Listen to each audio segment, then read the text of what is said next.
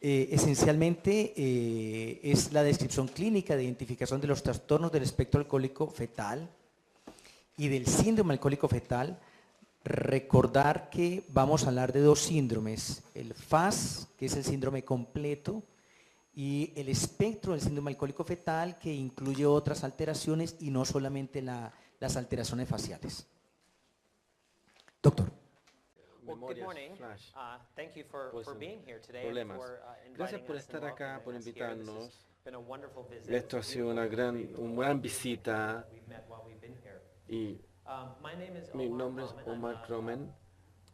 Soy profesor de pediatría en la Universidad de la universidad y soy jefe de genética de ahí. Y mi interés es en el físico, en el síndrome alcohólico fetal, que mi mentor fue entrenado por aquellos que fueron primeros, los que primero identificaron el síndrome alcohólico fetal. Entonces, mi charla de hoy es dos partes. La primera, hablar acerca de la historia de cómo el FAS fue reconocido y después cómo nos fuimos a los criterios diagnósticos, y lo que tengo acá es la última versión de los criterios que tengo el año pasado. Vamos a usar eso como referencia. Tengo láminas que estarán sacadas directamente de ese artículo, pero esto para orientarlos en su lectura posterior. En la segunda parte de la charla vamos a ir en los detalles de la examinación física, la dismorfología, viendo las características que nos ayudará a hacer un mejor diagnóstico del síndrome alcohólico fetal. La primera registro del registro alcohólico fetal fue en los 1700. Habían ciertos grupos de médicos que comentaban acerca de los niños de mujeres alcohólicas, que los describían muy débiles, con que no tenían regulación de sus sentimientos, y nacían débiles y tontos, parecían viejitos y arrugados. Luego, en 1899, cuando empezamos a ver los inicios de trabajos epidemiológicos en el síndrome alcohólico fetal, un grupo liderado por Sullivan notó que había un patrón de severidad de daños al nacer. Dieron cuenta que cuando las mujeres estaban presas y tuvieron sus niños en prisión y no tenían acceso al alcohol, no veían esos efectos físicos en sus niños, y vieron que el alcoholismo de sus padres no influía en el desarrollo, en estos problemas fetal. Luego, en 1668, en Lemoyne et al. Reportaron 128 niños que fueron expuestos al alcohol de forma prenatal, y es que empezamos a describir lo que nosotros conocemos las características físicas y de comportamiento. En 1963, Kim Jones y Dave Smith describió el patrón de conclusiones y lo llamaron el síndrome alcohólico fetal. Kim Jones sigue siendo que él sigue trabajando en síndrome alcohólico fetal en San Diego, y él él fue el que entrenó a mi mentor sobre el síndrome alcohólico fetal. Bueno, entonces cuando primero se definió el FAST, había un fenotipo de FAST que fue lo que se describió por Jones y Smith, y esta es una muñeca que se usa para ubicar a los niños, que identificaron 4 características principales. Aquí al principio necesitaban el uso alcohólico para confirmar la asociación a aquello, pero vieron que había problemas de crecimiento largo o peso. Interesantemente, esa deficiencia prenatal persistía después del nacimiento, aun cuando saliste al bebé, al feto, después de haberlo expuesto al alcohol. Estos persistían siendo pequeños. Se dieron cuenta de unas características fenotípicas de la cara, las pueden ver aquí en la cara, y también la pueden ver de la muñeca, y también este paciente. Si me ven las fisuras palpebrales, que es la apertura del ojo, eran más pequeñas de lo que hubiese esperado. Y si aquí ves el párpado superior, hay menos definición, lo que es el filtro y la parte superior del libro. Vemos aquí del fistum, veremos más adelante, y veremos cómo se diagnostica aquello. Cuarto, se dieron cuenta que había un efecto sobre el cerebro al estar expuesto de forma fetal al alcohol. Cuando primero se definió el FAS, había que ver esta característica, pero no tomó mucho tiempo para que la gente reconociera que tenían niños que no tenían todas estas características, pero sí claramente tenían algunos efectos de la exposición al alcohol. Entonces, el término es los efectos de alcohólico fetal, como mencionó Lana, se empezó a usarse en forma temprana en la literatura, en la primera parte de la literatura. Entonces, lo que está expresando la gente es que tenías efectos de alcohólico fetal bajo, moderado, y después teníamos el fast propiamente tal. El problema es que este señor es que cada vez que se nace un niño a una madre alcohólica, lo que sea que los síntomas que tiene ese niño, inmediatamente estarán puestas en clasificadas dentro de esta categoría FAE. Entonces él quiso deshacerse de ese término del FAE porque era una herramienta más de investigación, no una herramienta, una categoría de diagnóstica para los pacientes. El problema, por tanto, es que teníamos FAS, sabían lo que era FAS, pero teníamos todos estos niños que teníamos menos FAS, pero ¿cómo es que lo categorizas? Entonces era un área que necesitaba trabajar. Entonces el Instituto de Medicina en 1996 recomendó algunos efectos diagnósticos que para clasificar a los pacientes con el síndrome alcohólico fetal. Y estos son el espectro, las categorías del espectro del síndrome alcohólico fetal. Y comenzamos a reconocer que el espectro completo del síndrome alcohólico fetal. Y reconocieron que cierta cantidad de esos niños terminaban siendo adoptados, entonces ya no tenías acceso a las madres, pero sabías que había suficientes características para que haya un diagnóstico para el FAS. Entonces permitieron crear una segunda categoría con FAS sin exposición alcohólica materna confirmada. Y eso pudiese. Entonces también reconocieron que algunos niños tenían algunas características, pero no todas, y lo clasificaron como un FAS parcial.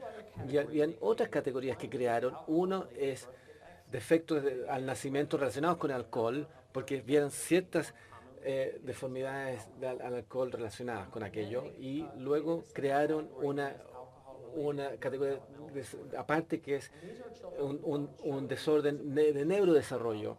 Estos son que no tienen, pero parecen que no tienen características físicas, pero sí parecen tener un desorden de neurodesarrollo.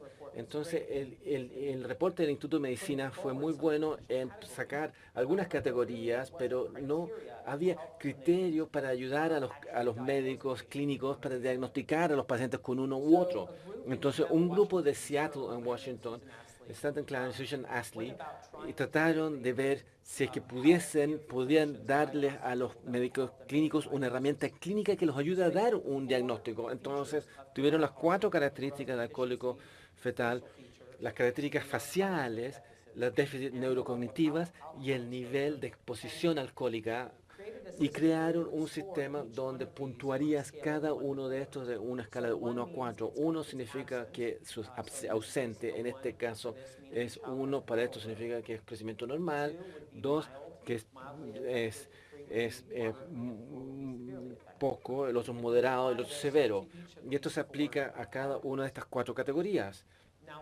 Ahora, esto creó distintas combinaciones, 256 para ser exacto, y luego trataron de simplificarlo esto y los pusieron y los desglosaron 22 categorías de diagnósticos, pero era muy complicado, 22 diagnósticos potenciales en FAS.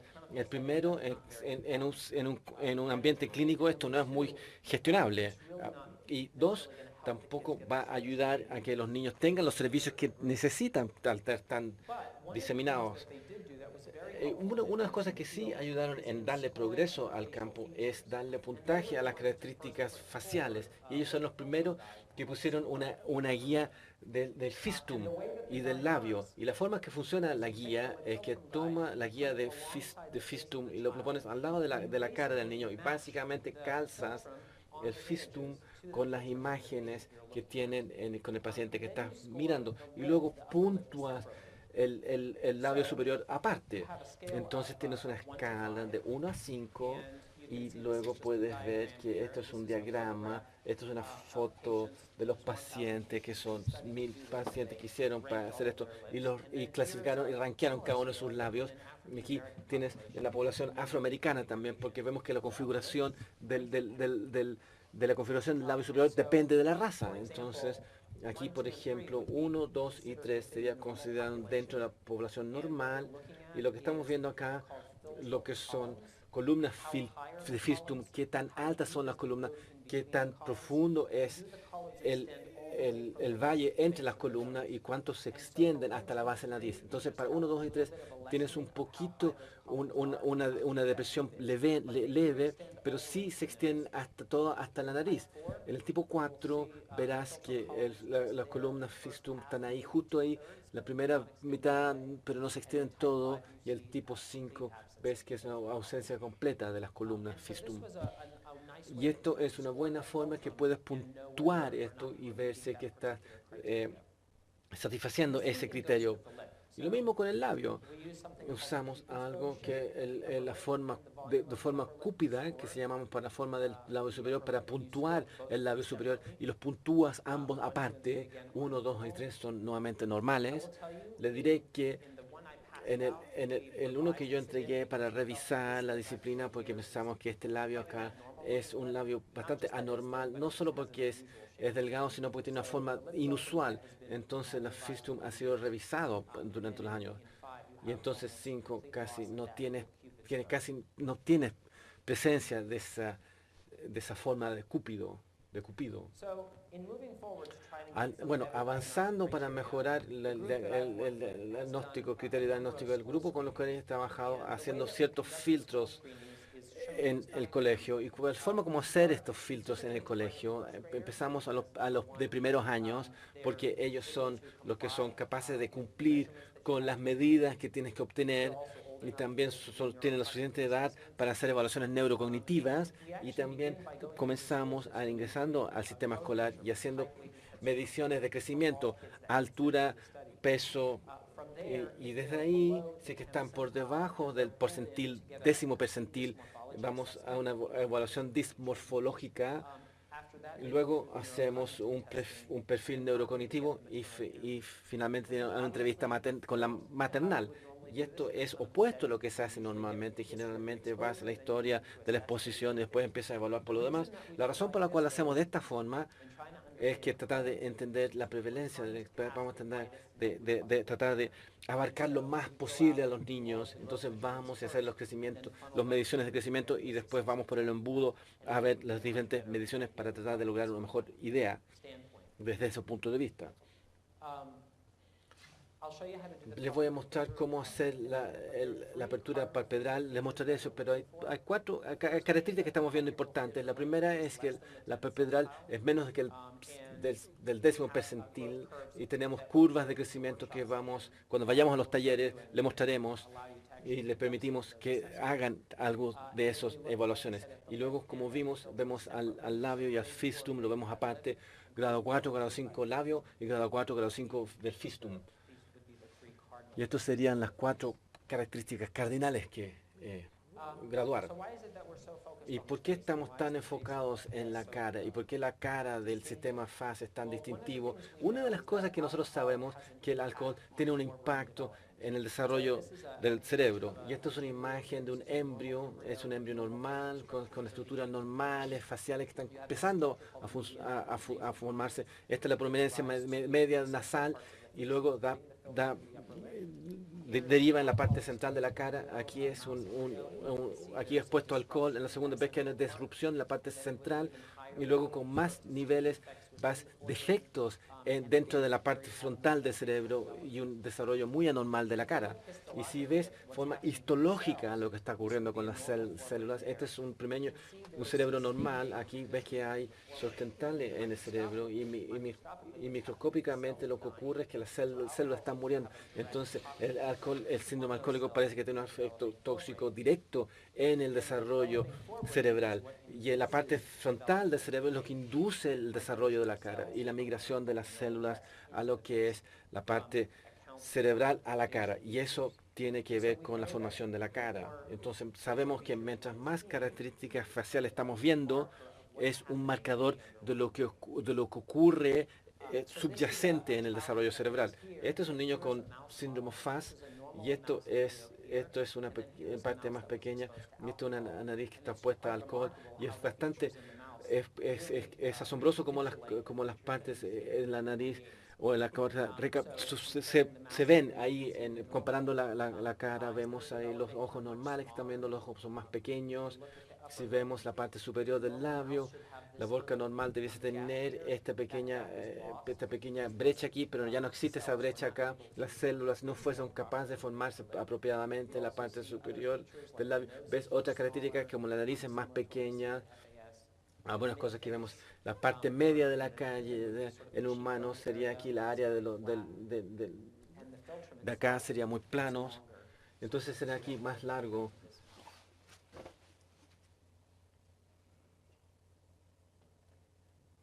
Entonces, aquí midiendo las fusiones, fisuras, es medir qué es lo que ocurre con la cara como respuesta a la exposición de alcohólico en la parte frontal del cerebro. Y la parte que medimos es lo que es el campus interno al campus externo. Es la parte donde donde los ojos se juntan, se miden desde acá. Este es el caruncle, es lo que se llama. Hay que incluir esto, no hay que incluirlo esa parte de la medición.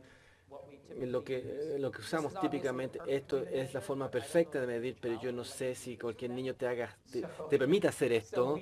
Entonces usamos una regla en su lugar, pero sí hay que lograr que la regla sea lo más pronta, que sea tan cercano como esté, sin tocar acá. Y podemos ver la cara, porque los ojos no están planos, se curvan hacia atrás. Entonces les mostraré unos diagramas para mostrar eso. Y no quieres hacerlo de una distancia porque vas a tener un efecto de tipo parallax. Entonces hay que la regla esté lo más cercano posible para tener una medición lo más precisa posible.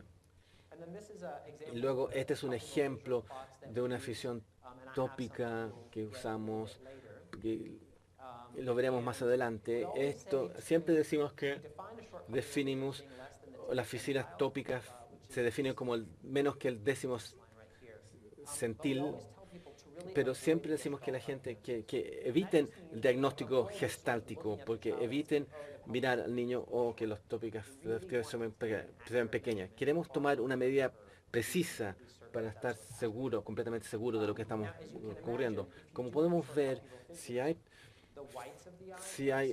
características tópicas, veremos que son los blancos, sería menos y menos, pero eso puede ser un efecto inicial, por lo tanto hay que sí tomar una medición. ¿Sí?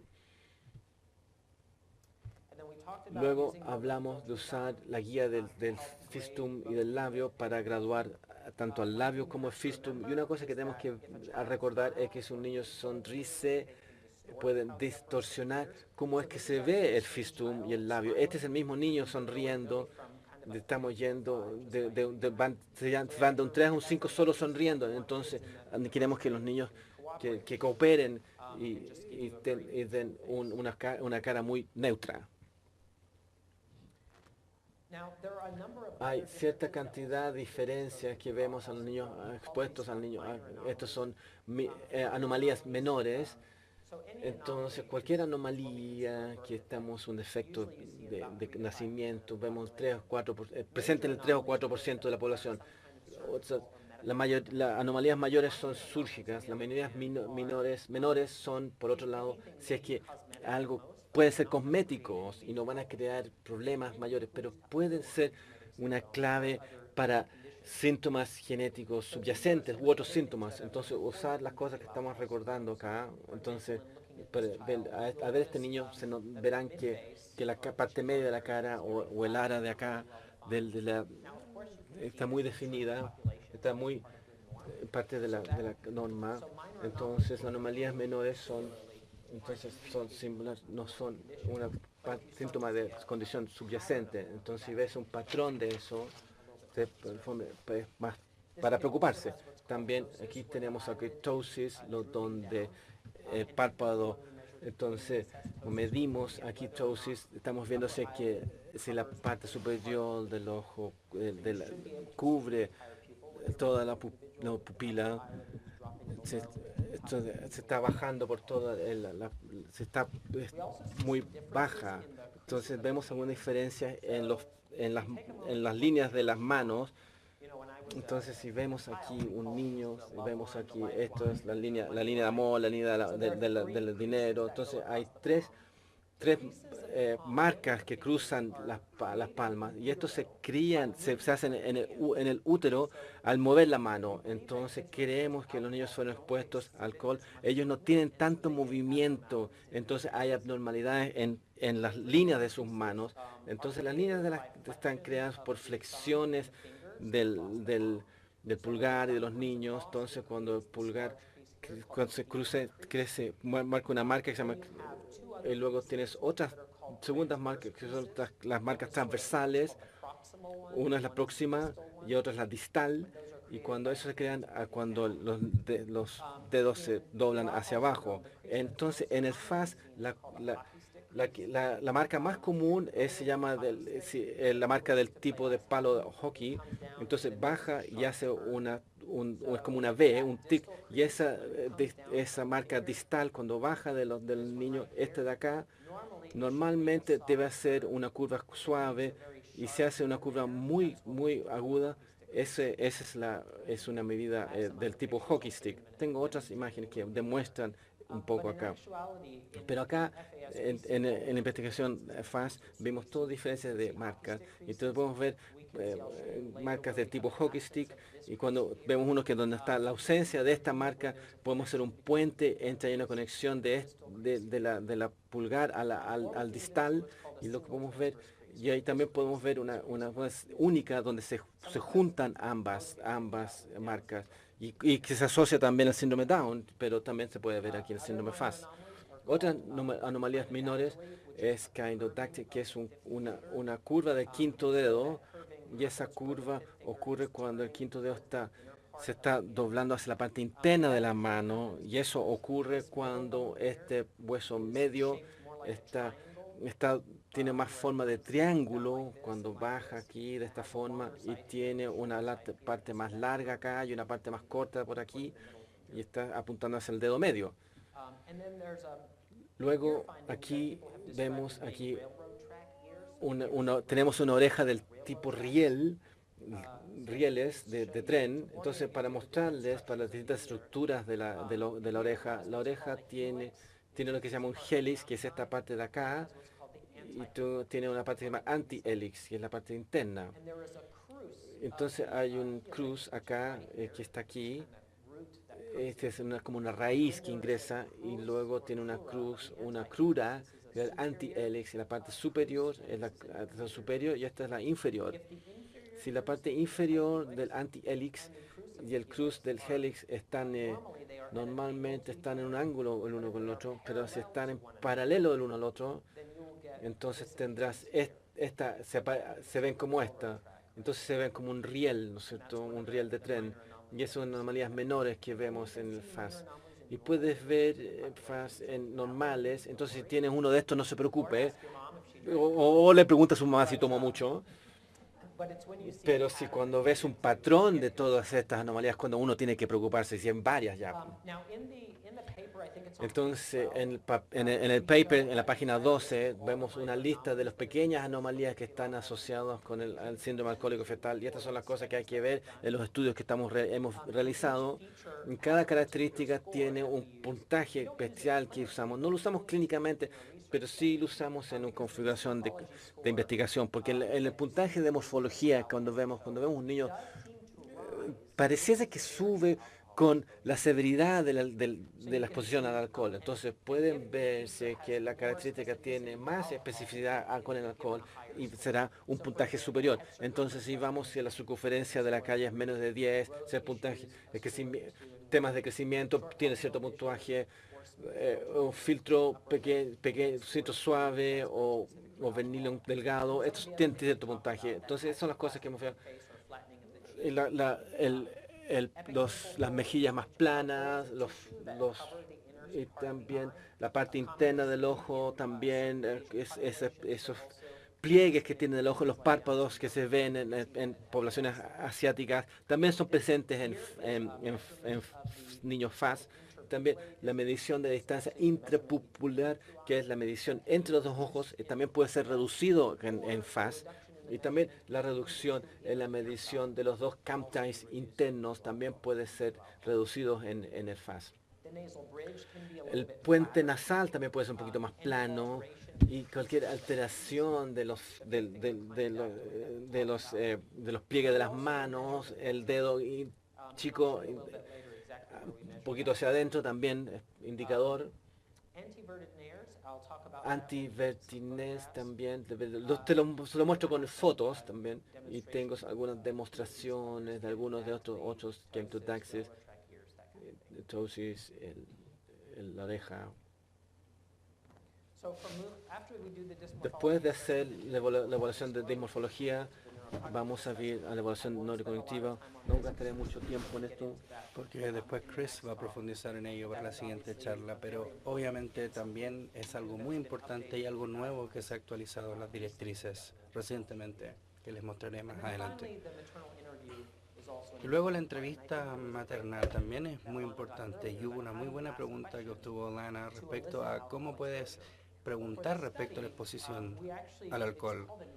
Para el estudio nosotros lo llamamos una evaluación nutricional y son más de 300 preguntas y preguntamos cualquier cosa que ellas podrían haber ingerido durante el embarazo, si que estaban comiendo frutos y vegetales, cuánto fue la cantidad de frutas y vegetales diariamente o por semana, carne, huevos, todo este tipo de cosas. Entonces, escondido entre esto tenemos preguntas sobre el consumo de alcohol. Entonces solo se ve como si fuese una investigación muy comprensiva y exhaustiva. Obviamente no lo podemos hacer en una configuración clínica, pero en términos de investigación da información muy precisa. Y también es importante saber porque el buen estado nutricional protege versus los efectos de alcohol. Lana les mostraba la prevalencia del FAS en diferentes países y una de las más altas prevalencias existe en Sudáfrica. Y eso no es solo por la exposición al alcohol, sino también porque hay una dieta muy pobre en esas poblaciones y por ende tienen un defecto más pronunciado. En Estados Unidos, por ejemplo, donde tenemos exposición al alcohol porque las dietas son mejores, a menudo no vamos a ver el FAS completo, sino podríamos verlo parcial o desórdenes de neurodesarrollo. A menudo, incluso en mi configuración clínica, cuando pregunto por la exposición al alcohol, también intento evitar tipos de palabras que puedan sonar como acusaciones o más activas que puedas hacerlos o que podría hacerlos sentir como que tuvieron la culpa si es que admiten cualquier cosa. Y a veces quieres darles algún tipo de permiso. Entonces a menudo digo cosas como algunas mujeres de la población dicen que toman ocasionalmente vino o cerveza. ¿Hiciste algo así? O ¿qué tal antes de saber que estabas embarazada? Porque ahí obviamente nadie tiene la culpa, yo no sabía que estaba embarazada. Y es impresionante lo que ocurre durante la clínica. Yo les pregunto alcohol, me dicen no, no, no. Y antes de saber, bueno, sí, yo sí iba a esta fiesta y sí bebía.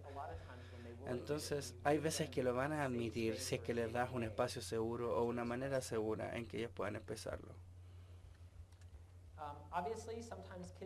A veces los niños están en cuidado de padres o padrastros y no se pueden hacer este tipo de preguntas, entonces tenemos que utilizar fuentes de información colaterales, a pesar de que hay que tener cuidado. Por ejemplo, si tengo un niño que fue adoptado por los padres del padre y nunca le gustó la madre para empezar, cuando les preguntas por la exposición al alcohol van a decir, sí, sabíamos que fumaba marihuana, así que apuesto que también bebía, cosas así. Entonces, en realidad es difícil ver o llegar a algo más objetivo. Entonces, en esas situaciones trato de preguntar cosas que son evidencia más dura. Por ejemplo, ¿ella tenía algún diagnóstico relacionado al alcohol? ¿Tenía cirrosis? ¿O demostraba síndromes de abstinencia? ¿O fue alguna vez a tratamiento? ¿Fue alguna vez arrestada o obtuvo una multa por manejar bajo la influencia? Y al preguntar esas cosas recibes el no y tenemos claridad al respecto. Y siempre preguntamos sobre la historia de la familia, porque hay muchos desórdenes genéticos que pueden parecer ser FAS, pero hay que asegurarnos de no perdernos un diagnóstico importante y mantener también en mente que si hay una historia familiar de este tipo de discapacidades en los padres, estos individuos podrían estar predispuestos al alcohol. Podría ocurrir más de una cosa al respecto. Ah, with the microphone, please. Con el micrófono, por favor. Simply just a utility data that maybe works. Muchas veces cuando indagamos sobre consumo de alcohol en la gestación, la normalización, que es una de las cosas que recién mencionaban, esto de decir, bueno, sabemos que muchas mujeres consumen, tal vez antes de enterarse, siempre nos resulta más útil para el disclosure, para que expongan, poner como medidas mayores cantidades. Porque si uno dice una copa y esta mujer toma tal vez 4 o 5, o se toma 2 botellas de vino, se va a sentir inhibida a reconocerlo. Entonces, siempre recomendamos tal vez exagerar en la cantidad para que sientan que, bueno, ellas toman menos, entonces esto es menos, da menos vergüenza decirlo, ¿no? Entonces, bueno, hay muchas mujeres que toman, que nos dicen que toman una botella de cerveza, incluso yo a veces exagero más. Y entonces, no, yo simplemente un vaso de vez en cuando con mis amigos o con mi familia, y de golpe nos están dando una cantidad que ellos creen que es poco y para nosotros es importante o representativa de un consumo. Simplemente eso. Yo también tengo experiencia de 30 años atrás de Brasil, que al revés de preguntar si usted toma alguna bebida alcohólica, empieza, claro que dentro de todo un cuestionario de salud o nutrición, pero puedes preguntar inicialmente, ¿qué bebida alcohólica usted prefiere? Porque ahí ya asume que la persona consume. Y ahí dice, no, pero no consume, pero ni un trago, ahí sí sabe que no consume, pero pues así facilita también la respuesta positiva. Yeah, those are great strategies to use for sure. So after doing a number of these in-school studies that I kind of talked you through, our group initially reported on some diagnostic criteria that were Respecto a applied to criterios de the diagnóstico Institute que of se Medicine aplicaban al diagnostic Instituto de categories that were Médico, published y eso se publicó el año 2005. Soon thereafter, Luego, actually, I think it was después like de a couple months esto, later, creo que our fue Chudley's group momentos in Canada antes, came up with nuestro Canadian grupo en guidelines Canadá llegó con for directrices diagnosis. canadienses para el diagnóstico. And then just recently, Y within the last year, recientemente, our durante el group has último año, nuestro sort of gone grupo back and ha revised the vuelto y ha 2005 revisado guidelines. estas And guías actually, the de new guidelines are 2005 much more in e line incluso with las what the nuevas están Canadians mucho más have alineadas back con in lo que hemos 2006. hecho en So what we're Canadá seeing is el that 2006. Entonces lo que different groups vemos are converging now es que diferentes in grupos their están testing agreement convergiendo y about están llegando a acuerdos de qué es lo que So I'm gonna constituye el spend some time diagnóstico. talking about the Así diagnostic que vamos a hablar un poco categories respecto a here, las which are shown categorías de on page diagnóstico, 3 las of cuales the creo que handout. se I ven apologize en la for página speaking in 3 reverse. That was my y les pido secretary who did disculpas si that. es que se corchetearon al revés. Eso fue mi secretaria. So the updated criteria, the Entonces first los criterios category is for actualizados, la fetal alcohol primera syndrome. tiene que ver con el And just síndrome like with the de initial alcohol IOM o el FAS, criteria, we can y have al this with or principio without podríamos tener documented esto alcohol con exposure, but you have to exposición have al all alcohol 4 prenatal features documentada o no on A, B, documentada, C, and D. pero tienen que estar estas 4 The características first A, B, C y is D. characteristic La A pattern sería of un minor facial patrón anomalies, de and anormalidades specifically menores 1 to 2 faciales, out of the 3 incluyendo palpebral 2 de las features. 3 So más the short importantes. palpebral fissures, Entonces las upper fisuras lip, pequeñas and the palpebrales smooth filtrum. You y needed también 2 el out of those filtrum 3. indistinguible. The Tienen que second haber 2 de was estas we needed to 3. see La evidence of segunda growth es la deficiency evidencia de of una either deficiencia de height or weight that crecimiento, was less than ya 50 sea percentile. un If peso we o had, altura que sea menor al population percentil. norm Y values si to tenemos use, valores that was de ideal. población que If se puedan not, utilizar que the fueran WHO ideales, guidelines de no were ser appropriate. los WHO de la OMS, Third perdón, que category fueran is we apropiados. needed to find El evidence of tercero deficient brain es growth encontrar or evidencia de abnormal crecimiento morphogenesis or deficiente del cerebro or o también abnormal neurophysicality. So you need to morfogénesis basically one of the anormal following 3. o alguna de estas siguientes So this is 3. a head circumference Esta that is sería la equal to or less circunferencia than del 10 cráneo, que percentile, sería some igual structural al brain percentil abnormality, 10, or alguna anormalidad del seizures cerebro that are happening o outside quizás the ciertas brain. apoplejías que ocurren fuera de estas And the final configuraciones. category Y la última is categoría problems with son los neurobehavioral problemas impairment. con If impedimento de comportamiento. Si el niño es de 3 años o más, necesitamos evidencia de impedimento cognitivo o de comportamiento. Si el niño tuviese menos de 3 años, tenemos que tener evidencia de retraso del desarrollo. Eso cumpliría con este criterio. Entonces el FAS podría diagnosticarse en niños bastante jóvenes, considerando si hemos cumplido con estos 4 criterios, y no necesariamente hay que tener la información de exposición materna al alcohol si es que no podemos obtenerla.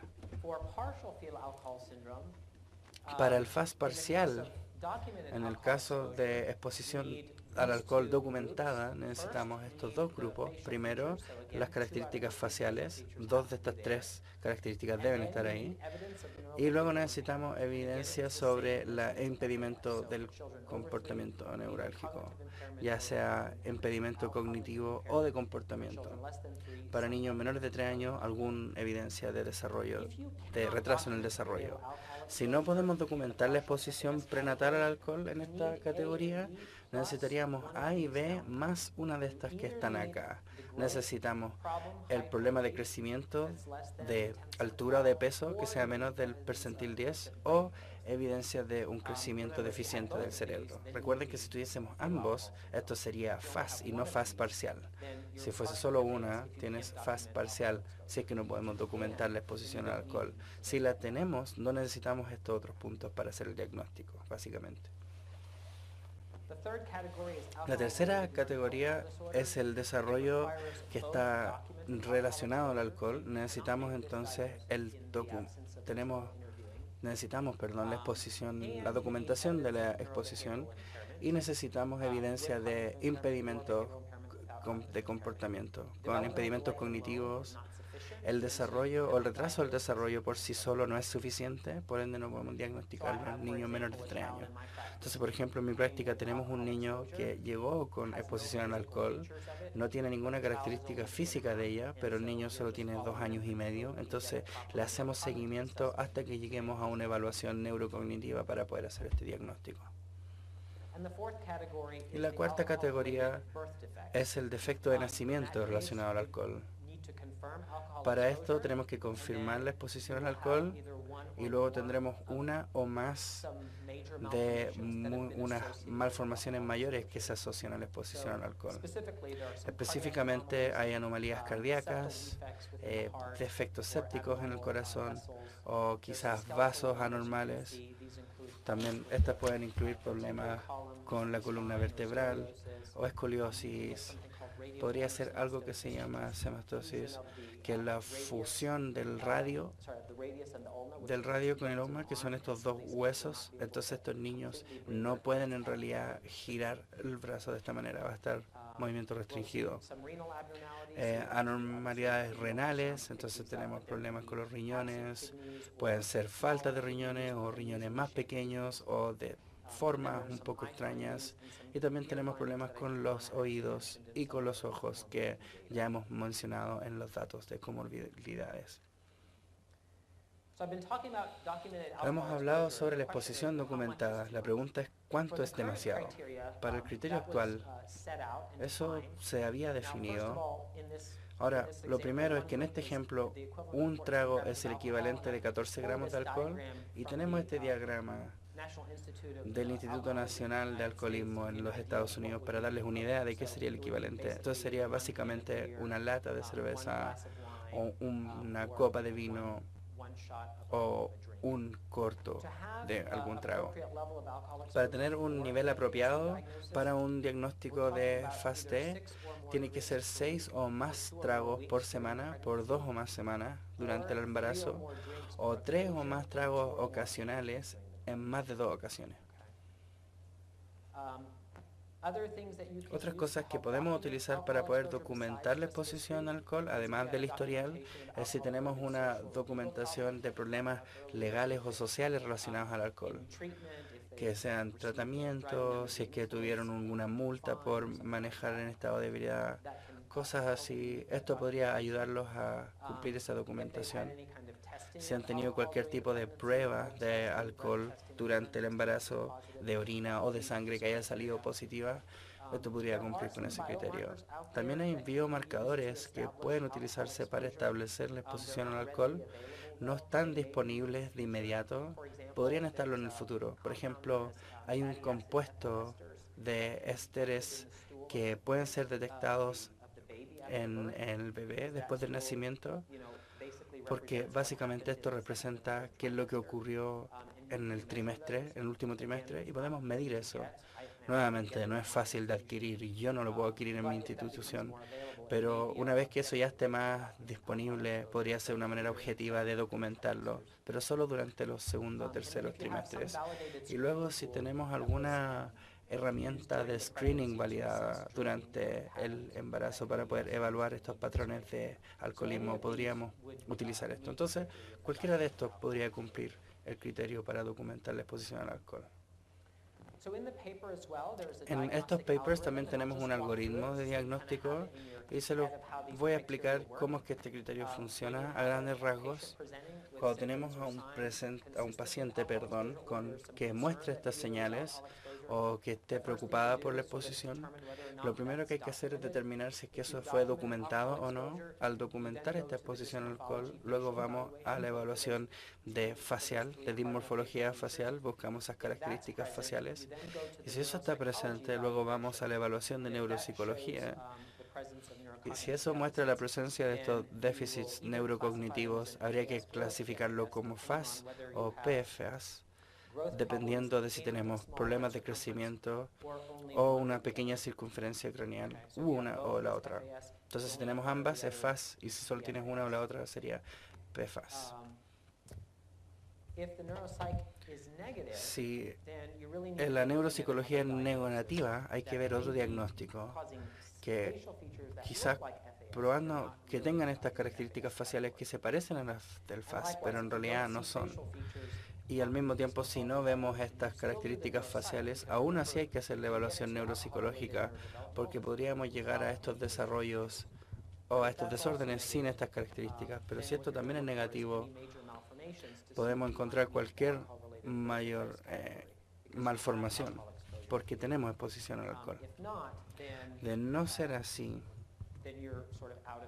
estaríamos fuera de la categoría de FASD. Si no puedes documentar la exposición al alcohol, hay que ver la evaluación de la dimorfología. Y si eso es positivo, hacemos la evaluación neuropsicológica. Y si eso es positivo, ahí podemos hacer un diagnóstico de FAS o FAS parcial sin esta exposición, pero siempre recordando los criterios, especialmente para la FAS parcial, la cual será un poco más stringente. O si en la neuropsicología la evaluación es negativa, podríamos tener otras cosas que podrían parecer ser FAS físicamente, pero que en realidad no corresponde a FAS.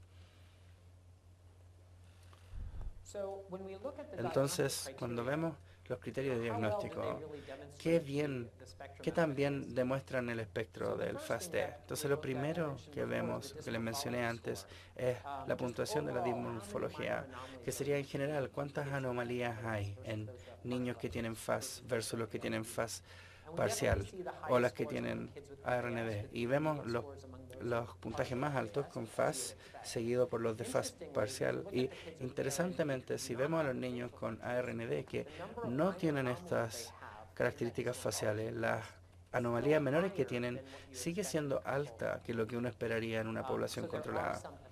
Entonces, hay efectos. Y nosotros ya dijimos que algunas de esas tienen que ver con las manos, con la reducción del movimiento. Y claramente podemos ver si es que tenemos ARND o la deficiencia relacionada al alcohol. También tenemos dependencia de las dosis, entonces si el uso de alcohol reportado es muy alto, vemos más diagnósticos de FAS versus el uso menor tiene que ver más con la deficiencia que está relacionada al alcohol o la ARND. Luego tenemos esta muy interesante prueba que se hizo, se llamaba condicionamiento según el pestañeo. Entonces básicamente tomamos a un recién nacido y aplicamos aire en su ojo y al mismo tiempo emitimos un ruido. Y muchos bebés, después de hacer esto, cuando lo ajustamos por el sonido, ellos parpadean de manera natural porque ellos saben que ese sonido se asocia a esa bocanada de aire. Sin embargo, en niños que tienen FAS, ninguno de ellos se condicionaba a ello. Ellos nunca aprendían esa asociación. Y para la FAS parcial, un tercio fue condicionado, mientras que los del grupo de control todos estaban condicionados a ello. Hay algunos aspectos del criterio actual que son debatibles y esta es una de las diferencias que hay entre las directrices canadienses y la actual del 2016. Por ejemplo, ¿cuántas de las características faciales deben estar presentes? Para las directrices canadienses, por ejemplo, para tener FAS debemos tener las 3, mientras que en las cuales yo les entregué solo 2 de las 3 son suficientes para hacer este diagnóstico, por lo cual aún se debate al respecto. ¿Deberíamos utilizar el tercer centil o el 10º centil para respecto a la circunferencia craneal? Y de nuevo, ya que tememos perder a esos niños que están en esa área gris, por así decir, tratamos de captar a más individuos potencialmente. Algunos podrían decir que si hacemos que el diagnóstico de FAS parcial se debiese hacer si es que no hay confirmación de este alcoholismo materno, y el problema es, queremos poder llegar a un diagnóstico para que podamos intervenir y dar servicios para ese niño versus ser muy estringente respecto a cuándo aplicar el diagnóstico. ¿Y cuál sería este perfil específico que tiene que ver con el diagnóstico de FAS o FAS parcial? Y vamos a hablar más al respecto más tarde. ¿Y los términos que tenemos son apropiados o podrían haber otros términos que podrían ser un poco más leves debido a los criterios, a cómo están estructurados los criterios? Entonces ahora quiero detenerme para las preguntas acá antes de profundizar en la dimorfología. I would like to ask again, because of the criteria of the diagnostics, como en la categoría, bueno, de FAS queda un poquito más claro, pero de FAS D, ¿cuántos criterios diagnósticos por subcategoría? Como con cuánto tiene que cumplir para poder hacer el diagnóstico, como que no me quedó claro. Sure, let me go back. Entonces con FAS podríamos cumplir los criterios. Hay que tener estas cuatro características y no importa si tenemos una historial de exposición al alcohol. Como dijiste, este está bastante claro. Para la FAS parcial, si tenemos exposición al alcohol, solo necesitamos los patrones faciales y los déficits neurocognitivos. Entonces tenemos exposición, tenemos lo facial, el déficit neurocognitivo, eso sería FAS parcial. Si no tenemos esa exposición al alcohol documentada, necesitamos algo más, y ese algo más viene del criterio de FAS de ya sea B o C. Bueno, ¿eso hace sentido ahora? ¿Ahora me sigue? Y luego, si no consideramos lo facial, tenemos la posibilidad del ARND, o la deficiencia que está relacionada al alcohol. Y por eso es que esto es tan importante, la exposición al alcohol, porque de no ser así, cualquier niño con un problema de desarrollo podría calificar como ARND. Entonces necesitamos esa exposición al alcohol documentada. Y luego la ARBD simplemente es la exposición al alcohol más un defecto de nacimiento importante. Es básicamente eso. A veces con ARBD podemos ver estas características faciales, pero si tenemos estas características faciales,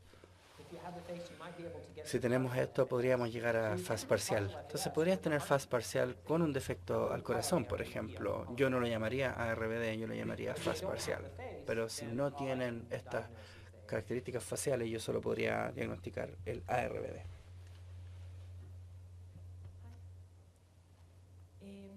Tengo una pregunta. I have a question, which is regarding the exposure to alcohol. Nosotros acá en Here in Chile Chile, promovemos, en el fondo, que ninguna dosis de alcohol es segura durante el embarazo, porque en realidad no hay una dosis que sea aprobada, que sea el quiebre de la malformación que va a provocar. Entonces, en la práctica, porque ahí en En la diapositiva aparece como las dosis, ¿cierto? Que vamos a considerar como exposición al alcohol.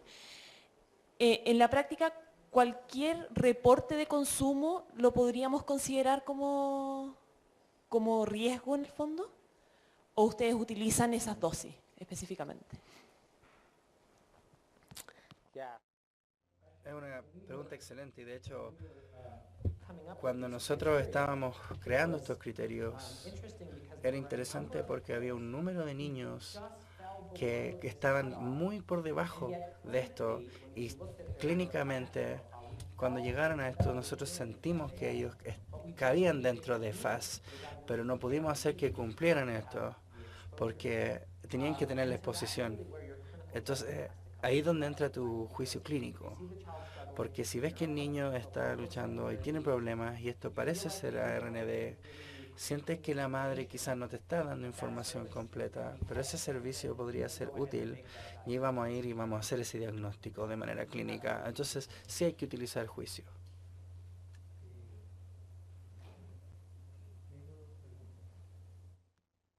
Tengo dos preguntas y la que voy a hacer tiene que ver con la exposición al alcohol. Me voy a referir al tiempo en el que la madre consumió alcohol, ¿sí? Cuando usted describía el desarrollo embriológico y las alteraciones faciales, entonces hay un tiempo en el cual uno esperaría que esas manifestaciones faciales se presentasen, puesto que era en el periodo inicial del embarazo. ¿Qué sabemos, qué se sabe de la exposición más tardía, tercer trimestre, ¿sí? Yo trabajo con pacientes adictas o pacientes con trastornos mentales y no hay necesariamente un consumo permanente, a veces son consumos que se agudizan en ciertos periodos del embarazo.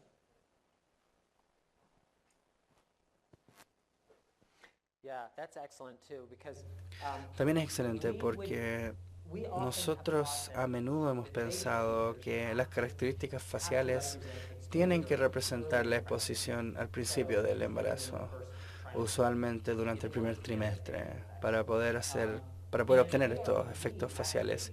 Y la ARBD, que está relacionada al nacimiento, solía requerir que estas características faciales estuvieran ahí respecto al efecto embriónico. Esto ya se ha quitado porque puede tener que ver con diferentes tejidos y con las sensibilidades de estos tejidos. Pero sí, si hay exposición temprana, entonces nos preocupa la FAS o la FAS parcial.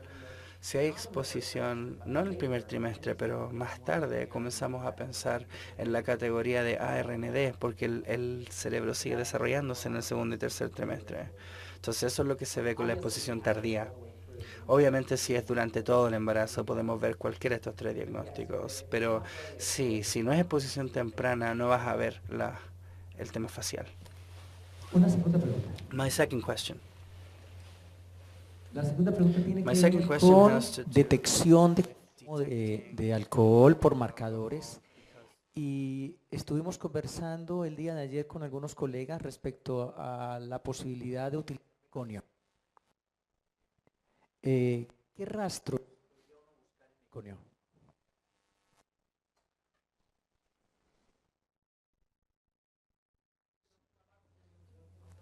Sí. Oh, sorry. Para detectar consumo de alcohol en la madre, ¿qué marcadores biológicos o químicos podríamos buscar en meconio? El principal con el que yo estoy familiarizado es el etiléster de Free Fatty. Y ellos comienzan a acumularse cuando los nacimientos de meconio del segundo trimestre. Entonces ellos no van a captar la exposición del primer trimestre. El segundo problema es que tienes una idea general de uso alcohólico, pero no sabemos el patrón, no sabemos si fue excesivo o binging, que sabemos que es mucho más significativo, o si fue un uso crónico más bajo, donde los efectos podrían ser más en la categoría de ARND. Entonces ese sería el único problema con ese marcador biológico, es que no nos dice cuándo ocurre la exposición, pero sí nos da un umbral que se ha cruzado para luego poder documentar la exposición al alcohol durante el embarazo. Hello. Would you recommend Respuesta always the alimentaria use of this a la survey, madre. of the alimentation survey? The nutritional survey? Nutritional survey?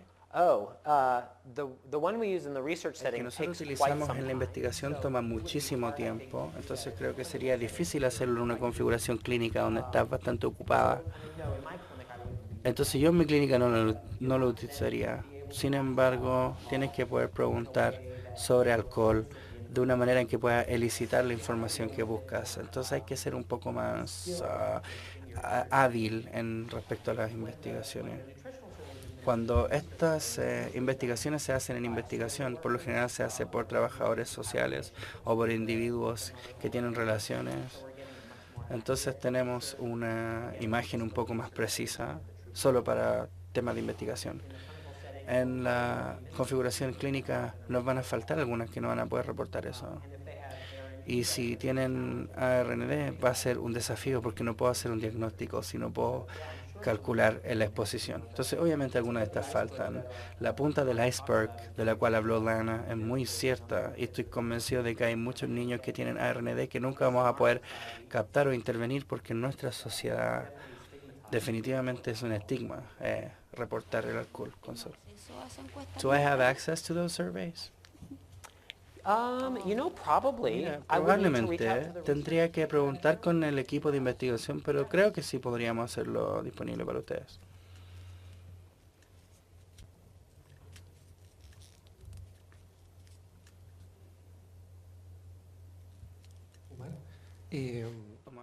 Esta es una pregunta acerca de las referencias, solo para tenerlo claro. Tú estabas hablando en las últimas láminas de la actualización de las guías de Hoym, creo. ¿Hoym es el apellido del autor? Ajá. Esas actualizaciones, entiendo yo, 2014, no, 2016, reciente. 2016, yes. Y las guías canadienses que nosotros conocemos son del 2015, las de Chatley. ¿Hay una actualización también de ellas? I think the Canadian were from 2005. Oh, sí.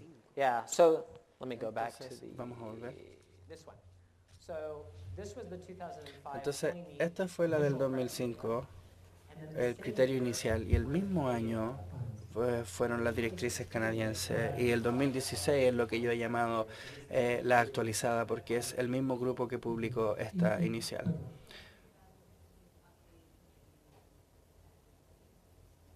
So there is a 2015 Entonces, updated hay una canadiense actualizada del 2015, eso es lo que escucho. Y cuando nosotros comenzamos Okay, a and when estudiar we ese tema, start nos familiarizamos con un documento de Ashley acerca del código de los 4 dígitos. Los criterios son más o menos parecidos, hay algunas diferencias entre ambos sistemas.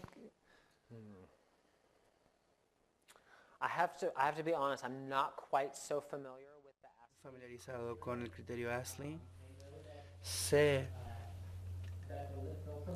que el guía del filtro labial se ha transformado en la herramienta para ese aspecto de la evaluación, pero no estoy muy seguro de cómo estos criterios de diagnóstico para ellos se cruza con estos nuevos criterios.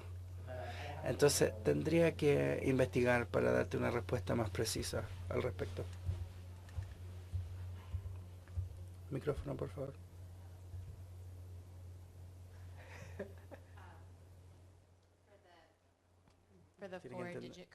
Para el código de 4 dígitos tienen que tener las 3 características faciales para un FAS completo, y también deben tener 2 desviaciones estándar para el comportamiento.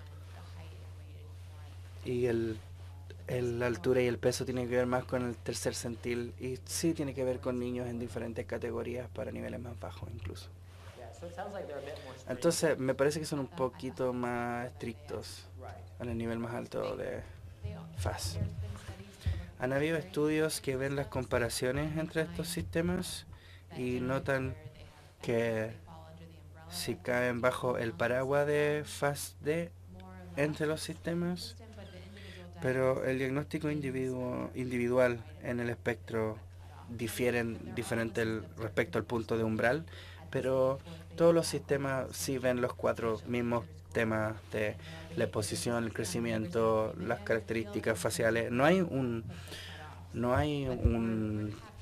consenso respecto a dónde ponemos los umbrales, pero es solo que las etiquetas difieren bastante. Entonces es un tema de tomar el sistema que funcione mejor para tu configuración. Yo he utilizado el código de 4 dígitos y no es tan fácil de emplear si eres un psicólogo o un médico en una sola configuración, pero es posible. Este sistema que me gusta un poco más porque es un poco más flexible.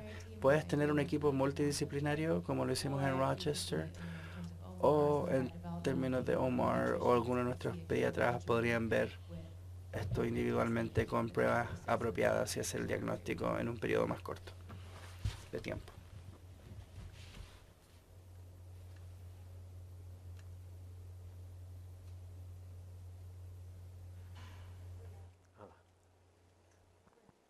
¿Ahí? Hola. Solo quisiera estar en el fondo segura de que este tipo de condición deja alguna huella en, no sé cómo decirlo, en material genético. En el fondo, ¿es factible de que personas con esta condición puedan transmitir esto a sus hijos, digamos, por la herencia de alguna forma? So, as far as we know, según lo que nosotros sabemos, no hay efectos mutagénicos para poder crear estos cambios. Sin embargo, lo que sí hemos visto es que los niños los hijos de mujeres que han bebido, debido a los problemas que hay en juicio y en funciones ejecutivas, tienden a ser más susceptibles al uso de droga y alcohol, además. Entonces, hemos visto transmisiones vérticas del FAS, pero no es de un mecanismo genético. Es más de un comportamiento neurológico.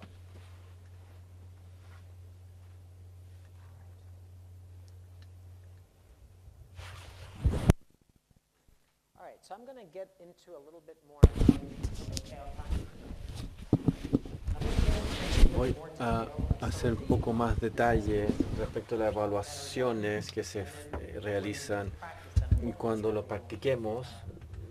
En el paso práctico esto ya va a ser más útil para usted. Las herramientas que empleamos para hacer la evaluación dismorfológica son el labio y fistum, y luego cuando hacemos la medición de los ojos y de la cabeza tenemos algunas reglas y mediciones y medidas para trabajar. Lo clave es recordar es evitar una evaluación gestáltica. Use su data y si tiene curvas específicas de crecimiento, aplíquenlas eso para sus mediciones de crecimiento. De lo contrario, pueden hacer evaluaciones OMS. Eso es típico de lo que se usa. Ahora hay ciertos análisis fotográficos que se han hecho, pero les voy a mostrar por qué las mediciones en vida son mejores. El primero, en términos de medición, la circunferencia craneal. Lo primero que queremos usar es identificar el espacio mayor de la cabeza. Entonces busca aquí la prominencia occipital, que es la parte atrás de la atrás y la mitad de la frente, y haces una medición. Si hay pelo, hay que apretar eso para que el volumen no influya en la medición, para obtener una medición, una circunferencia apropiada. Luego en la cara mencionamos el largo de la palpebral, la distancia intercanal y la distancia interpupila, y para el largo del filtum vemos la base del septum hasta la parte superior del labio superior. Típicamente la proporción facial nos dice que la parte de la cara y el cavity interno van a ser la misma medición, porque la cara se divide típicamente en quintos Entonces es el cavity intern, largo occipital, y luego lateral, las partes laterales de la cara.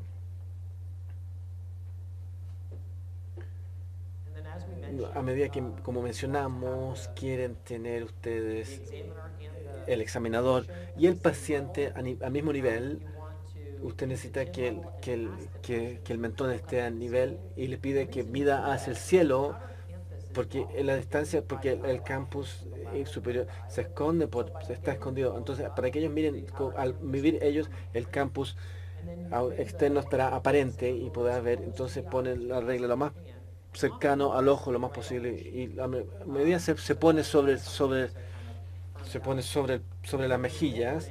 Entonces, y al medir de la regla al campus está muy lejano, esto va a achicar en la medición, porque hay ese es el efecto de parallax. Y a medida que como puedes ver, el campus externo está más hacia atrás, puesto más hacia atrás de lo que es el interno. Entonces hay que hacer un efecto para tomar en cuenta ese. Tengo algunas tablas para que ustedes usen. A menudo usamos esta referencia particular. Tenemos una copia de aquello si alguien quiere verlo, pero hemos visto copias para todos, para los crecimientos, las curvas de crecimiento. Este es un ejemplo del largo occipital. Como pueden ver, para un niño que tenga 5 años de edad, tenemos un umbral de 10 del centil, décimo centil. Cualquiera que sea 10 centímetros o menos será con los criterios. 10.4 o superior será normal. Este es otro diagrama para que ustedes recuerden su geometría de por qué quieren tomar esa medición para que siga el movimiento, el contorno de la cara, porque así, si no, tendrá si los haces por delante, tendrá una medida más corta, y por eso al hacer las mediciones por fotografías pueden ser falsas porque no estás captando la hipotenusa, digamos. Entonces, de hecho, se hizo un estudio comparando las mediciones fotográficas con medidas por caliper, y era consistentemente más corta, solo el 18% de las veces fueron los mismos. Entonces, estas son las otras cosas que hacemos en las evaluaciones. Vemos aquí el lisentrum, vemos la oreja, evaluamos la movilidad del cuello. A menudo hacemos un examen oral, porque puedes ver aquí el paleta y también hacemos un examen cardíaco, porque también pueden tener murmullos cardíacos por los efectos asociados. Y también vemos las extremidades. Tenemos que ver su capacidad de movimiento del codo. Hay que verificar las líneas de las palmas. También tenemos que ver algo que se llama camptodáctil, eso te lo mostré más. Y también las uñas en faz pueden ser pequeñas y típicamente son, se te tienen que tomar en cuenta. Hemos visto acerca de la guía del labio de Fistum. Entonces, si vemos a este individuo acá, comenzando con su Fistum, viendo en torno a ese pez, que su Fistum probablemente es más cercano al 2. Es un poco más definido que el 3, pero no tan definido como el 1. Entonces, su Fistum lo puntuamos como un 2. Y la parte superior del labio, ella tiene un bien definido y un gran volumen del labio, y es más consistente con el 1. Por lo tanto, tiene un puntaje de 2 para el Fistum y 1 para el labio. Sí, hay que decirle que en general el Fistum y el labio no difieren más de 1 en promedio. Sería muy poco usual si tengan un 1 con un Fistum y un 3 con el labio. Es poco usual, no es imposible, pero es poco usual. También notar que si ves aquí en la guía, si tienes la parte frontal y la parte lateral, y eso porque a veces hay un mejor, se puede ver mejor con las columnas del fistum si es que lo ves desde un ángulo. También esto le da la parte, próxima parte del examen. También notamos que diferentes razas tienen distintas configuraciones. Por ejemplo, la población africana, norafricana, norteamericana es más prominente. Esto viene de nuestro grupo que trabaja en la población sudafricana, y porque tienen una mezcla asiática y africana, hay una configuración muy distinta también, particularmente lo que es la curva cúpida del labio. Entonces creamos una guía del labio fistum específica para esa población. Aquí tenemos un niño en Sudáfrica que, como ustedes ven, tiene ciertas características del FAS, incluyendo aquí tenemos unos clieves epicansos. El puente nasal es bastante plano, el fistum es bastante largo, lo medio que, y pueden ver que este fistum no tiene columnas para nada, entonces lo apuntamos eso como un 5. Si ves el labio, hay muy poco volumen ahí, es difícil definir ese cúpido. También le damos un 5 y un 5 acá.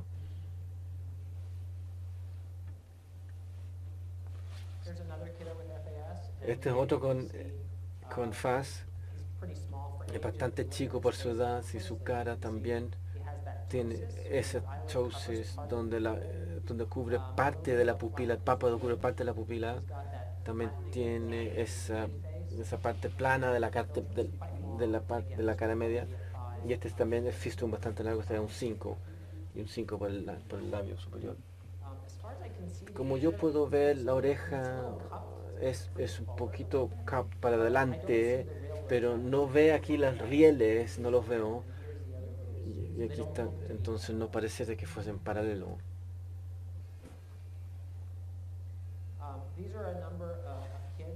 Esta es cierta cantidad de niños en Sudáfrica con síndrome FAS. Creo que lo reconocen aquí, que es bastante distinto a los otros. Puedes algunos pequeños, pero este niño parece bastante distintivo y más pequeño. Y yo pienso que este es de Ucrania, en Europa del Este. Estos niños expuestos al alcohol en un hogar adoptivo, y nuevamente porque la población tiene mejor nutrición, las características no eran tan distintivas, y el problema es que aquí todos están sonriendo, entonces no puedes evaluar sus fistums. Este de acá pudiese ser un poquito más oscuro para ver si es que el fistum está o no presente. Creo que ella puede tener algunas características. Si quizás que no sonriese tanto, podría decirle más. Creo que hemos hablado de las características faciales acá. Y acá podemos ver aquí el ptosis, donde está el párpado superior está bajando. Aquí el puente más plano, un fistum poco definido, labio. Y este individuo tiene blepharophimosis, donde la parte superior y baja del párpado están fusionadas.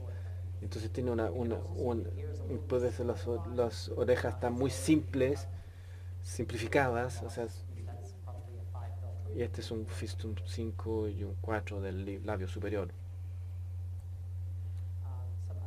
Otros niños acá con ese fistum un poco definido, puente plano, aquí lo mismo, poco definido fistum y labio delgado, junto con un ptosis arriba de los párpados, la misma configuración acá y acá también. Este no es tan dramático como este de acá, ¿no? Pero eso se miden como pequeños. Y este es un recién nacido, y generalmente es muy desafiante, es un desafío hacerlos con un recién nacido, porque no puedes hacer que abra sus ojos. Entonces no quiero hacer un diagnóstico de un recién nacido y que vuelvan 2 o 3 meses después cuando sean más interactivos. Pero por lo menos se puede ver lo que está ocurriendo acá con el labio superior, ¿no es cierto? Se puede ver. Y ese puente nasal más plano se puede ver.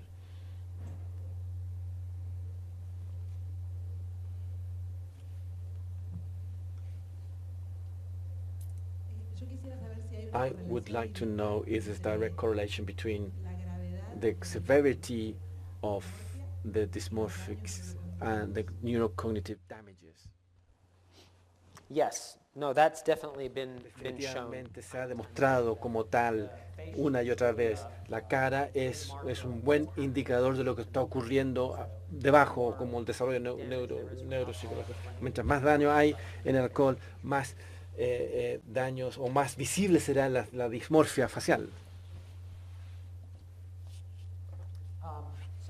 Entonces, cuando vemos las manos, lo primero que vemos es aquí, vemos aquí uno y otra vez, damos vuelta el codo para ver si hay movimiento del codo y se puede dar vueltas a esta fusión del codo. Y como pueden ver aquí son bastante, el quinto dedo bastante recto. Entonces podemos ver si es que todas las articulaciones son 180 grados. Entonces si no son así, podemos ver lo que es un canto táctil y le veré cómo se ve eso. Aquí pueden ver que esto es bastante buenas las curvas acá tiene una curva, aquí tiene una curva media que se ve bien formada. No hay nada abnormal acá. Y aquí al dar vuelta en la mano también hay que ver las uñas están bien desarrolladas. Hablamos de esta oreja de tipo riel y vemos también el doblez tipo hockey stick. ¿Ves qué tan prominente es ese ángulo que tiene ese doblez de la mano? Y otro, a ver que hay un puente acá entre uno y el otro. Y esta es otra abnormalidad. Esta es otra mezcla. ¿Y ves cómo es un triángulo acá? Que se muestra acá, se ve aquí en el dedo, quinto dedo. Y este pliegue aquí también se ve anormal. Aquí hay otro ejemplo de un pliegue tipo hockey, palo de hockey. Y luego aquí esta de acá es bastante pequeña. Tiene que ser todo el largo de la palma, pero está interrumpido. Otro ejemplo de ese pliegue tipo palo de hockey, otro aquí donde mitad acá está ausente completamente. Como digo yo, cualquier abnormalidad pueden ver acá. A veces verdad que hay pliegues que faltan en los dedos. ¿Ves camptodactyl? ¿Ves cómo se pueden extender completamente los dedos? Eso porque no se movieron completamente en el útero. No hay movimiento completo de la mano en el útero. Y porque no se movieron, ves cómo los pliegues están ausentes en los dedos. Es una buena indicador de que hay un efecto acá. Entonces siempre abrir los dedos, sus uñas, los patrones de los pliegues. Este es un puntaje de dismorfología. Aquí no hay nada que no hemos visto acá evaluado. Sí, cognatis, esto no lo hemos mencionado, esto se mencionó como esto es aquí que se ve que la mandíbula es como alargada, y esto lo que creó esto es el hecho que la parte media de la cara era tan plana y forma como en recesión o más. Entonces eso hace que la mandíbula sea más prominente. Pero hemos hecho movimientos y de hecho son más chicas, pero es un efecto que se produce. La razón es porque está el puntaje, es que estamos evaluando realmente si es que la cara media tiene cómo está la relación entre la parte media de la cara con la mandíbula. Aquí estamos viendo lo que ocurre en el codo. Aquí tenemos hirsutismo. Aquí los niños tienden a tener más pelo corporal de lo que uno se espera. Eso se puede ver. Entonces, por eso tienen más puntaje, y eso es una de las cosas que hemos visto aquí. Creo que hemos visto todo ya. Tenemos que repasar esto en nuestros ejercicios.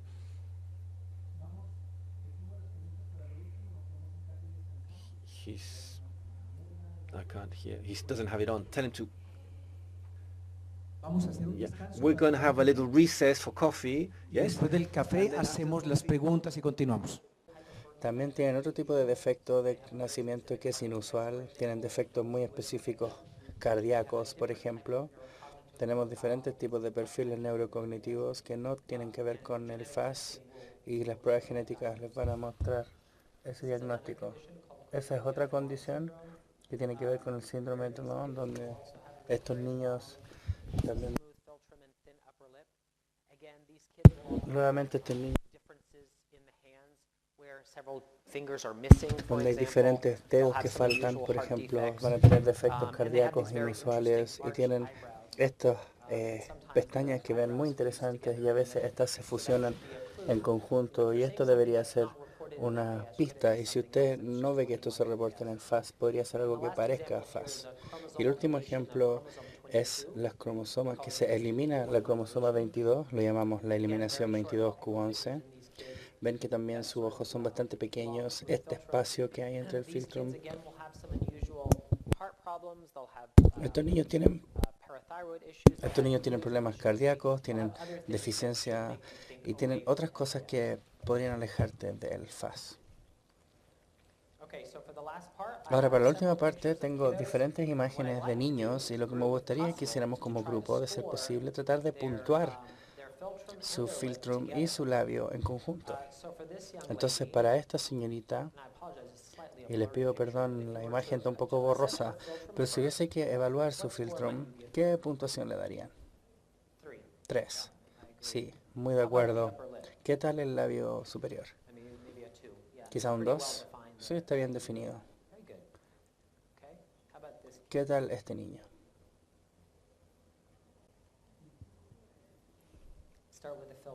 Pues comenzamos con el filtrum. Estoy de acuerdo que está como ese entre el umbral entre 3 y 4 y yo por lo general veo si que se extiende hacia la nariz y sí creo que la veo acá arriba también, por lo cual yo me inclinaría hacia un 3. Si lo tienes en persona podrías girar su cabeza y mirar desde el lado para estar claro, porque es un poco difícil solo por la imagen. ¿Qué tal el labio? 3. Creo que eso es bastante justo. ¿Qué tal este niño? 2 para el filtrum, sí. ¿Qué tal el labio superior?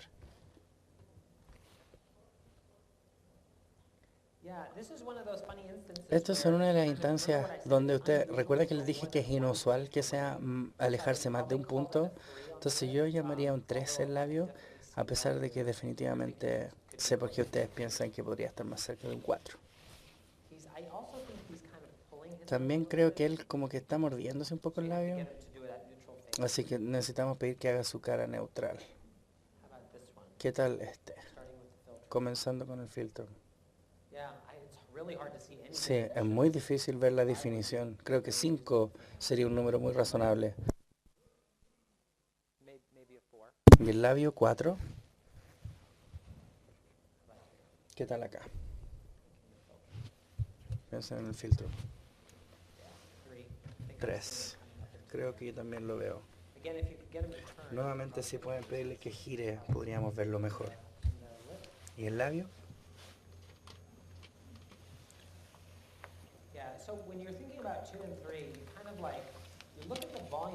Al pensar en 2 y 3, pensamos en el volumen del labio y qué tan profundo se ve esto. No está tan profundo como algunos otros 2 que yo he visto. Recuerden que tuvimos esa mujer que les mostramos que ella claramente tenía un 2. ¿Qué tal acá?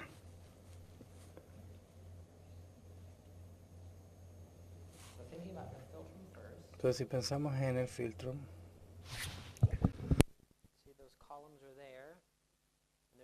ven esas columnas y ven que hay acá, podría ser un 2 y en el labio, un 2, quizá incluso un 1, hay mucho volumen ahí. Entonces quizá un 2 y un 1. ¿Qué tal esta señorita? Ese es un 4 o un 5. Si pudiese girarla podría estar seguro para ver la sombra. ¿Y el labio superior? Probablemente iría con 4 porque veo un poquito que queda de eso. Yo diría que un 4. ¿Hay una pregunta?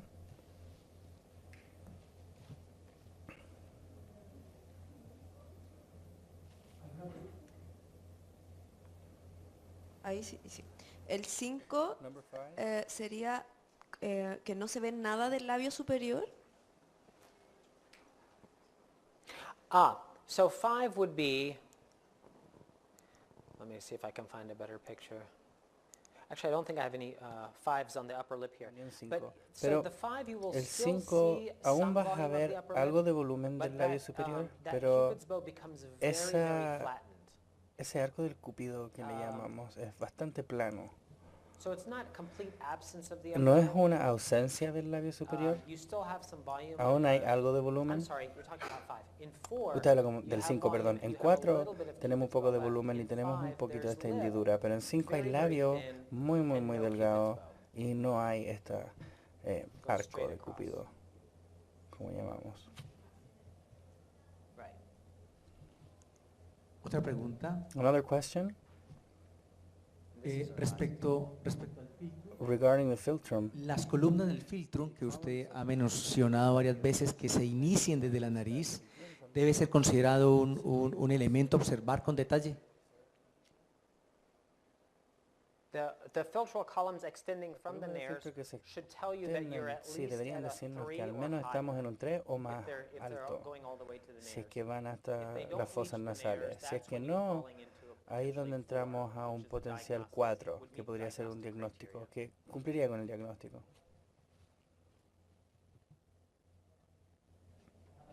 ¿Qué tal este caballero?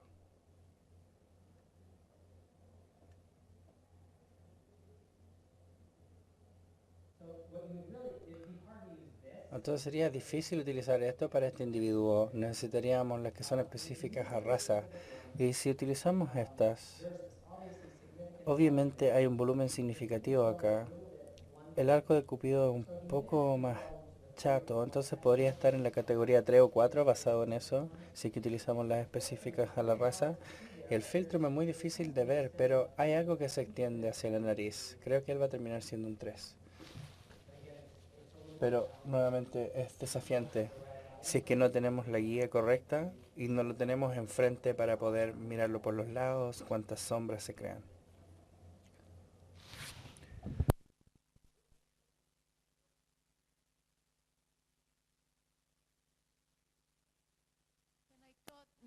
The fact that it's Yo very flat, there pensé is que el no hecho in the upper de lip. que muy plano no hay nada en el labio Just a superior. line from Es one side solo to una the línea de un lado a It's not otro. straight, it's like a half moon. Es como una media luna más que Even un though the arco de volume is Cupido. not A pesar de that que el big, I volumen no thought, es tanto, yo pensé, I looked for the sign in yo absence veo of a control. la señal en ausencia de esto, es que no no tiene la forma de un labio superior. No sé si eso es correcto o el volumen, o no sé si eso también cuenta.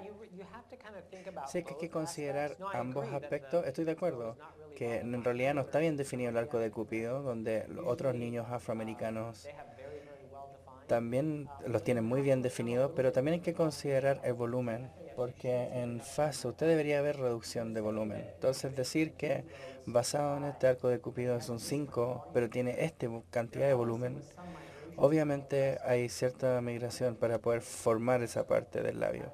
Entonces, eso es lo que me alejaría a mí del 5. Yo pensé 4. ¿Otras preguntas? Esta es la última diapositiva.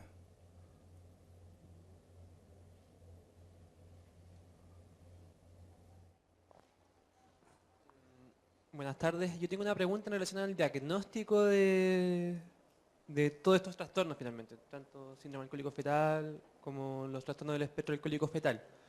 En base a el momento en el cual se hace el diagnóstico, ¿qué se sabe al respecto sobre el diagnóstico prenatal de este tipo de alteraciones? ¿Se puede hacer, por ejemplo, ver estas dismorfias a través de ecografías? ¿Hay marcadores a nivel de líquido amniótico, por ejemplo, que nos hagan tener un indicio de que tenemos algún tipo de trastorno de este tipo? ¿Qué se sabe al respecto?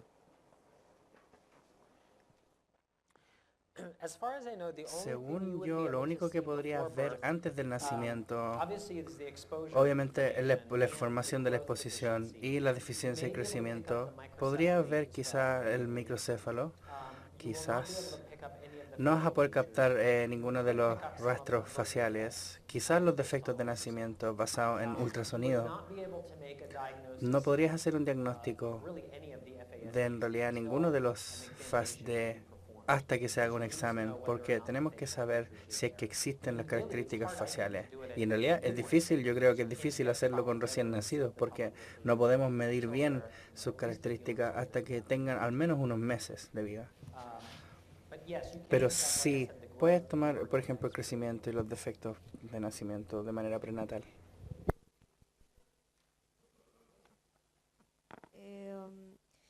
Primero, ¿desde qué edad y hasta qué edad podemos hacer esta evaluación, por ejemplo, del labio, de la nariz?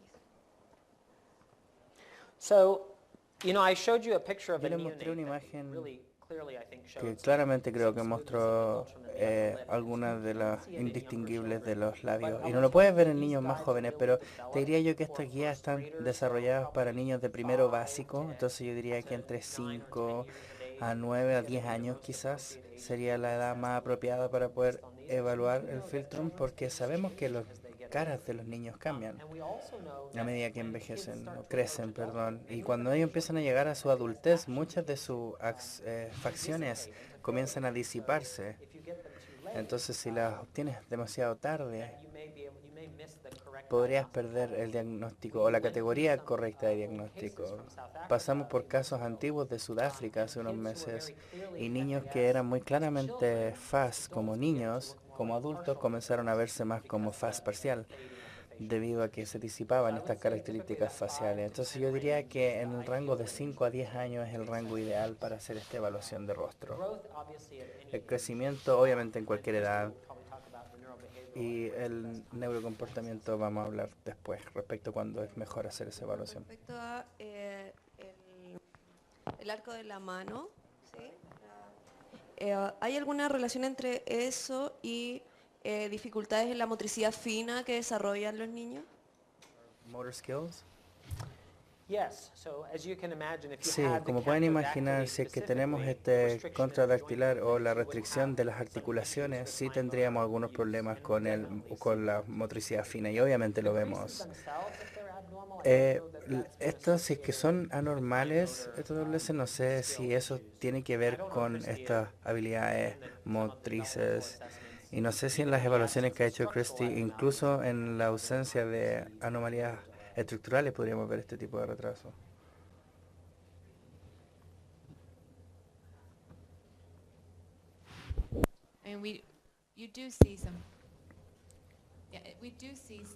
Sí vemos algunos retrasos motrices finos, es solo que no necesariamente todos los niños tienen, y yo voy a hablar de eso al respecto, pero no sé de datos que se encogen en movimientos motrices o cognitivos en relación a todas estas malformaciones, así que no conozco datos que específicamente sean así.